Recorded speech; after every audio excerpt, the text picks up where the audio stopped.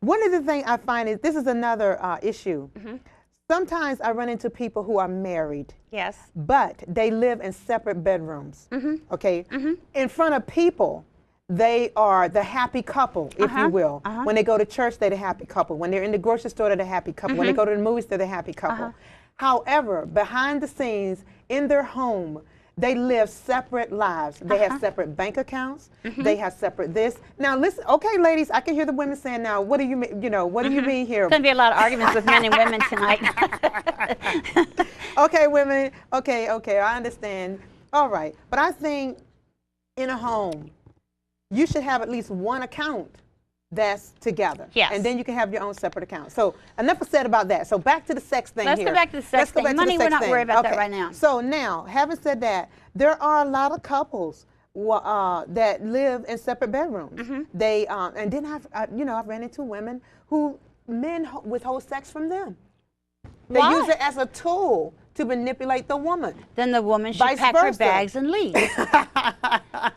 Sex is what makes the world go round. You know, sex keeps a woman alive. Absolutely. It keeps that sparkle in your eye and that energy in you. Absolutely. And none of us should have to go without it. Absolutely. Okay, absolutely. Okay. But have you had a boyfriend who was like that? Not that I'm asking you to jump in bed with him or anything like that. No.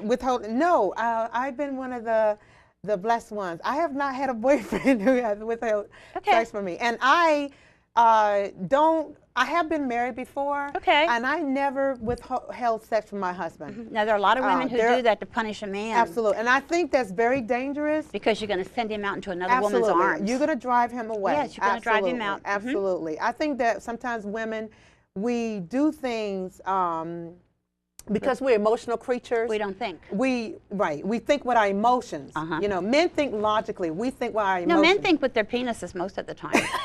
That too. Some men. Okay, some men. All right, okay. Some men do think with the penis. Okay. I believe that. You believe that? Okay. Yes. Well, I believe in to have a happy relationship, that when your husband comes home, or even the boyfriend or the guy, or whatever, you should sit down and have a talk for a little bit. I agree with that. Discuss your days, because you may have had a bad day and you're in a bitchy mood. I could have a bad day and I'm in a bitchy mood, and maybe his day was great, but we make his day bad because we're bitchy. So if we have a timeout, like let's say 15 minutes after he arrives home, just sit down, lay your head on the table like a psychiatrist, and tell what happened. And that kind of mellows out the rest of that evening. How do you feel about having a glass of wine with dinner as for relaxation? I mean, for me, I don't need it. But there are. But now, this is the thing. If I don't try to, I don't try to make people do what I want them to do. Good. If you like, I have a girlfriend. For her, it works. When she get off from work, she takes a glass of wine. She gets her glass of wine. She unwinds, and she waits for her boyfriend, her fiance, to come home. Now, for me, I don't need it. Let me ask you, does she prepare a meal for him? Sometimes she does, and sometimes she doesn't. He comes home to an empty dinner table. Sometimes he does. Well, sometimes what they do is that let's just say this is one of the nights that she don't feel like cooking. Okay. Usually she has already talked to him during the day, and she was saying, well, look, I don't feel like cooking, I had a rough day. I'm just going to get a glass of wine. I'm going to relax. I'm going to relax. Well, and he usually knows you either need to stop and get you something to eat. He brings food home, maybe. Or he'll bring something home for her. Yeah, exactly. But don't you think if you have a relationship, like you said, one man in his room, her in her room, what do you have to really talk about? You can go see a movie. You don't have to talk in a movie. Well. Then you can, maybe if he's not too lazy, you could hold his hand. And if he's real nice, you could hold something else.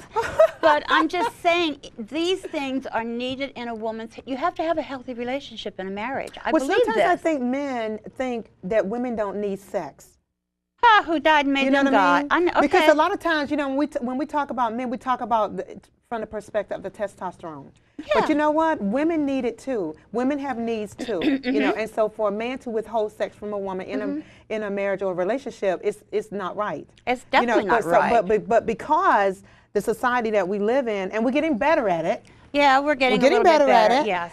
We have always viewed sex, you know, in relation to the man. Yeah. Yeah, in relation to the man. Some women say it's a job and they don't really like to do it. Right. And when I hear somebody say that, I can't really understand where they're coming from. Well, let me tell you, you know, I'm glad you talk about this, because this is the thing I want to say to women. men love sex appeal.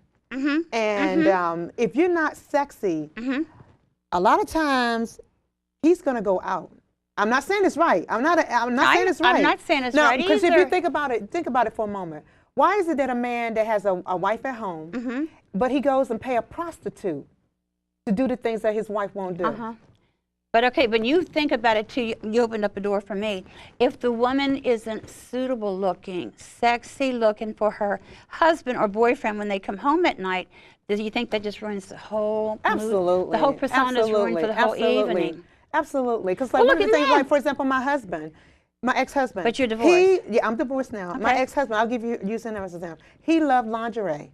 Oh, so since I knew he loved lingerie, I made sure that I had a lot of lingerie. Okay. But the other thing I liked about him too is that he bought me what he liked to see me in. Okay. You know what I mean? Yeah. And so a lot of times if I did get something, I'll say, honey, do you like this? And he'll either say yes or no. I say, well, okay, I like this, I'm gonna wear it for me. But there's certain things that he liked to see me in.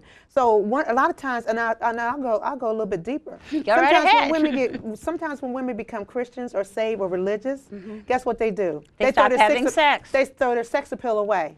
And then they wonder why their man go out. Okay, I'm not saying that's always the case. It's not right either. But what I am saying is we're dealing with when it is the case. How about that? Okay. So what we're dealing with right now is that when you get married and you become religious, if you will, you cannot throw your sex appeal away. You have to bring that into your relationship. Right. You know. So, because I have, like I said, I mentor a lot of women. So do I. So you know that the sex appeal, if you have it before you get married, you need to keep it there. Because, you know, why, I'm going to ask you this. Why is the way a woman looks is so hot for a man? I'm so glad you asked that question. Oh, I'm glad I did too, if you're going to answer it. I'm so glad you asked that question because one of the things that I find, you know, with my previous boyfriends, I'm not in a relationship now, but previous boyfriends and my ex-husband is that they said I have sex appeal. Now listen, ladies, this is the thing. You don't have to have low-cut blouses and have your breasts all hanging out or thong on, and he can see the thong for you to have sex appeal. Right. You know what I mean? I'll give you an example. One time my ex-boyfriend and a friend were talking, a male friend here were talking, and I had on a particular outfit, and the gentleman said, he was like, don't marry. He was like, Mary's very sexy looking.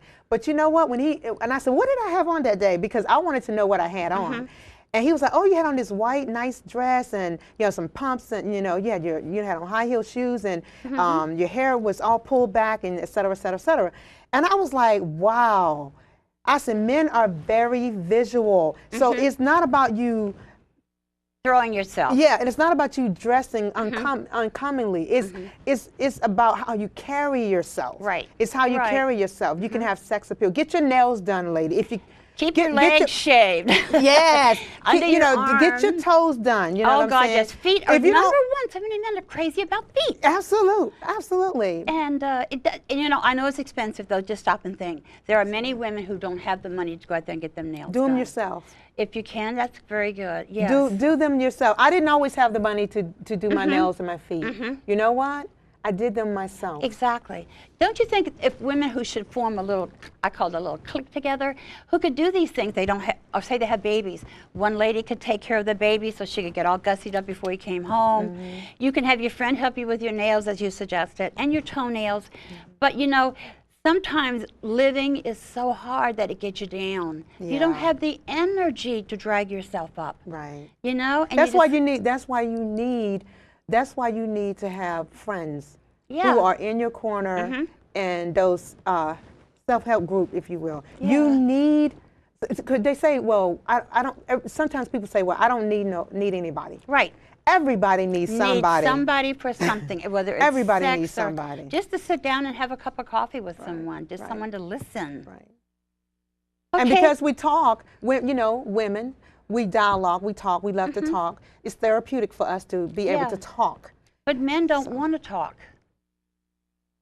Yeah. I don't want to say all men don't want to talk. Some men. Some men do not want to talk. Their one thought is, how fast can I get her in bed? You see, that's going to be gratifying for him, but that's not going to be the same thing for her. Right, absolutely. Well, there are some men who do want to talk, but what I do tell men is this. If you're a talker before you're married or before you get into a relationship, you need to be a talker after. Yeah.